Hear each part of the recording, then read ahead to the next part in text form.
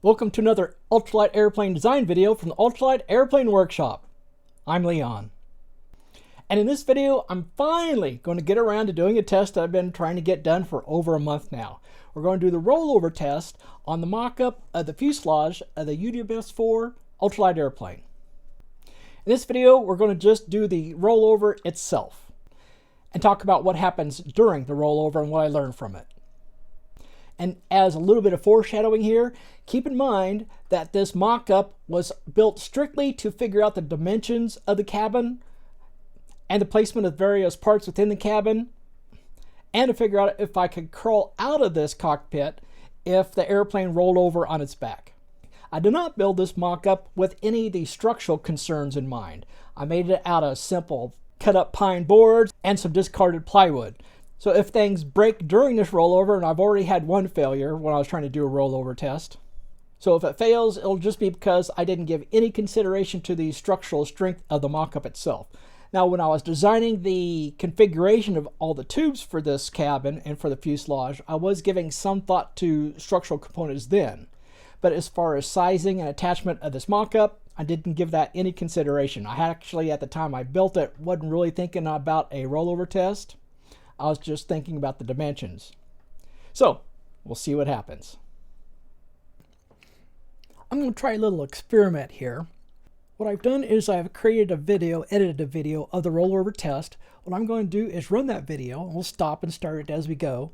I'm going to do some commentary on the video, and I've got some new software I'm going to do where I can draw on this screen. So, we'll see how that turns out. Now, I did this rollover test at the end of December, finally got a chance to do it. So it's a little bit cold, but not too bad. I'm not going to do this test as you would do it in real life, where the tail would go over the nose, flipping over forward. In this case, we're actually going to go laterally, so I'm going to roll it to the left instead of having the tail come up and over. Much easier to do and safer to do. Now you can see this piece of foam that I put down here. I put that down so that I won't scrape up myself as I'm crawling out from underneath the airplane, because it's actually going to roll over and be on top of this piece of foam. Now, as you can probably see, I've added this semicircular piece of plywood to the side of the mock-up. That will help me roll over. Otherwise, it'd be pretty difficult to do it as I'm sitting in it. You can see this piece of rope here that's attached to the plywood. It's actually coming over here and it's attached down to this area back in here. So let's advance this video just a little bit and you'll get a better idea of how I'm going to pull those cables.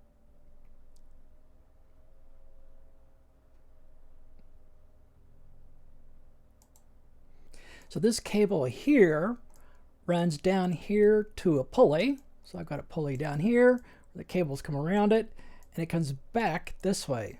So what I'll do is I'll sit in the cockpit and I'll pull this cable this way, and that will end up pulling the top this way and start the rollover toward us, toward the viewer. So you can see the shadow of my helper as she walks across here. Now here I'm demonstrating how it's going to roll across there as I pull on that cable. So you see it'll land upside down on that piece of foam so I can crawl out from underneath there, hopefully. And of course, I got a little safety gear here. I got a helmet so that I won't drop on my head too hard. I'm stepping in here fairly carefully because it wasn't really designed, as I said before, for strength. I was really just designing it mostly for dimensions.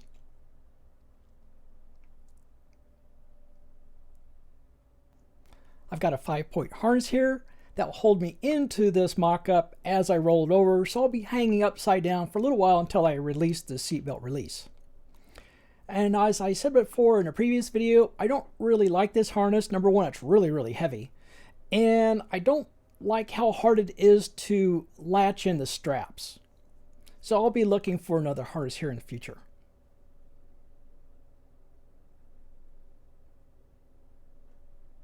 One thing I do like, though, is how the tightening mechanism works for the shoulder straps.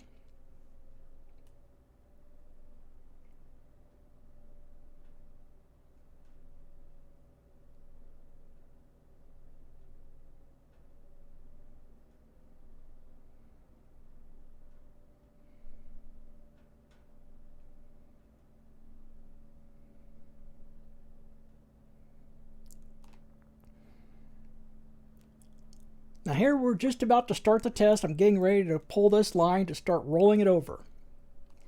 Now one thing that surprised me a little bit, and you'll see me put my arm down here in a moment, is that I'm a little bit more top heavy than I thought I would be. I thought we'd be bottom heavy. But it just immediately starts rolling over on its own, which has really surprised me.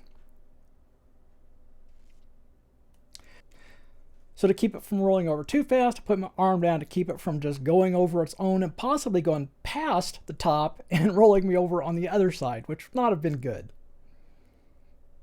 Now right here, there's a problem. Let me back up just a little bit.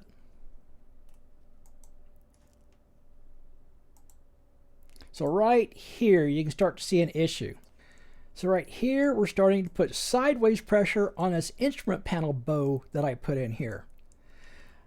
When I put this bow on here, I wasn't really thinking about side pressure. I was thinking about pressure directly from the top coming in this way when we're upside down. But I wasn't thinking about side pressure. Otherwise, I would have put some more gussets, a little more reinforcement in here. And as you probably just saw, and I'll go ahead and run it forward again here, you'll see that it breaks off almost immediately. But I decided to go ahead and proceed because if I could crawl out without that instrument panel on there, in other words, this front spot right here is actually going to be on the ground instead of this spot, then if I could crawl out with that orientation, that configuration, then I can definitely crawl out with it up a little bit higher with the instrument panel in place. So let's go ahead and run that. So yeah, as you can see, it breaks. It gives up and breaks. So here I am temporarily upside down. The seat belt is holding me in there, but not very well. And I moved that instrument panel out of the way just a little bit. Let's stop here for a moment and talk about something. Now right there, it let loose and I'm falling down. So my head was resting on the ground just a little bit. There wasn't any pressure on it, but it was resting on the ground. I'm not sure if that instrument panel had been there, that would have given me another 6 inches of height here. Whether my head would have been touching the ground, it probably would have been. It'd been very close. But as you can see, I just released the seat belt. Ignore the skin showing here, that's not there. You never saw anything. So I just released it, and fortunately, my head was already touching the ground, so I didn't bang it when I fell. So that's a good thing. The one thing I do like about this seatbelt is the release mechanism. It's just a simple lever flick, and it just lets loose. So I do like that about the seatbelt. About the only thing I like about it. Okay, now let's watch me try to crawl out from underneath this.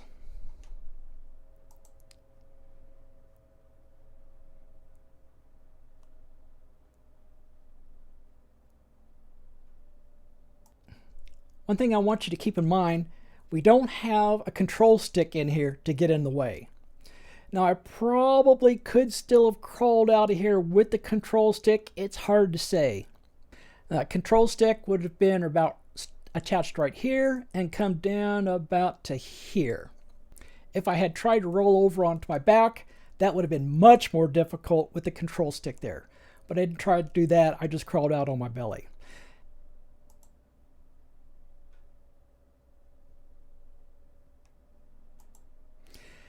The helmet actually came through pretty easy. I was happy about that. There was plenty of room for the helmet. Well, I shouldn't say plenty of room. There was enough room for the helmet to come through.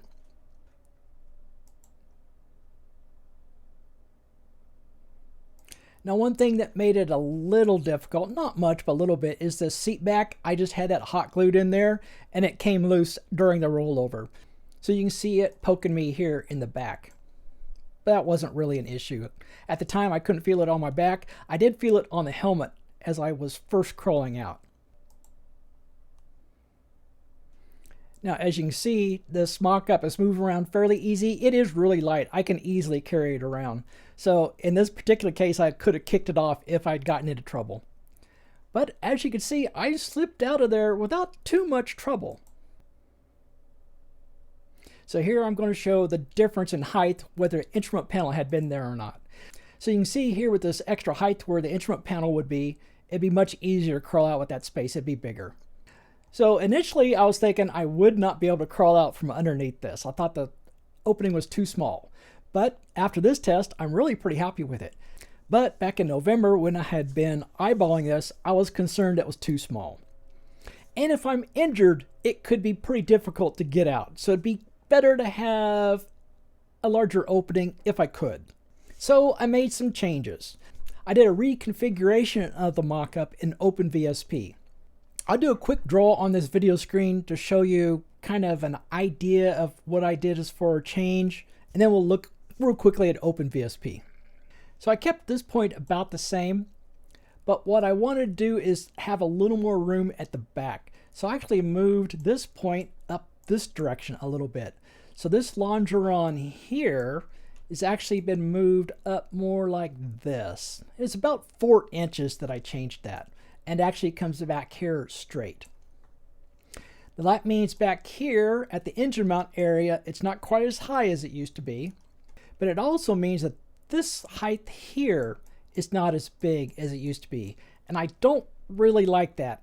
You certainly could do it, but you're going to have to put heavier tubing in there in order to handle the stresses. So I made some changes up in this area, and let me show those to you.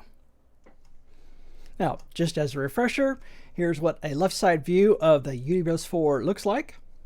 Now what I want to do is bring up just the steel frame fuselage view. So here's the wireframe. Let's zoom in on this a little bit.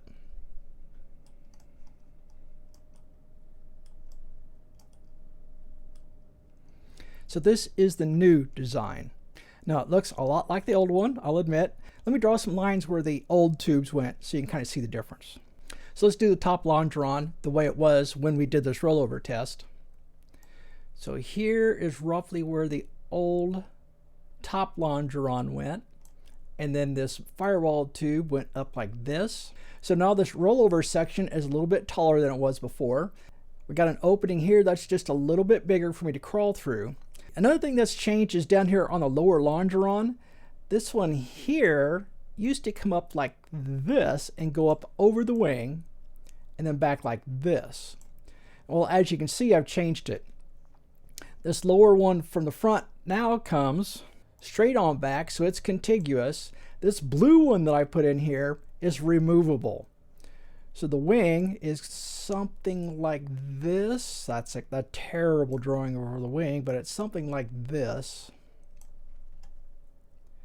So what I can do in order to remove the wing from the fuselage, or vice versa, is I'll be able to remove this blue tube down here. So it's going to be bolted in. In fact, it's going to be bolted in the same bolts that bolt the wing to the fuselage. So I'm not going to have extra weight from extra bolts. And there's actually 2 of these.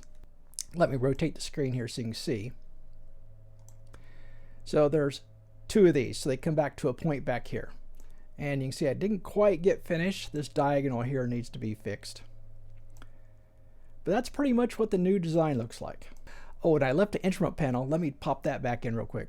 So with the instrument panel in here, this right here, I think we've got plenty of room to crawl out from under here when we roll over.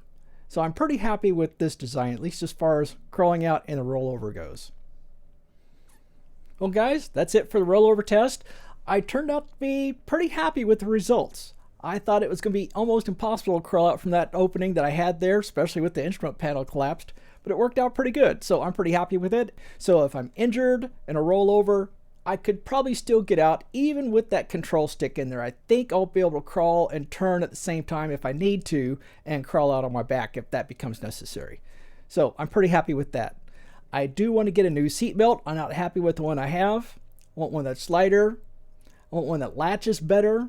I like the release mechanism, but trying to get the straps latched into that little release mechanism is just too difficult. So I'm going to have to search some more for a better seatbelt. Well, the next thing in Dan's book to cover would be the thrust and the propeller. I'm not sure that will be the next thing I make a video on, though. I've been having a little trouble getting my propeller performance information.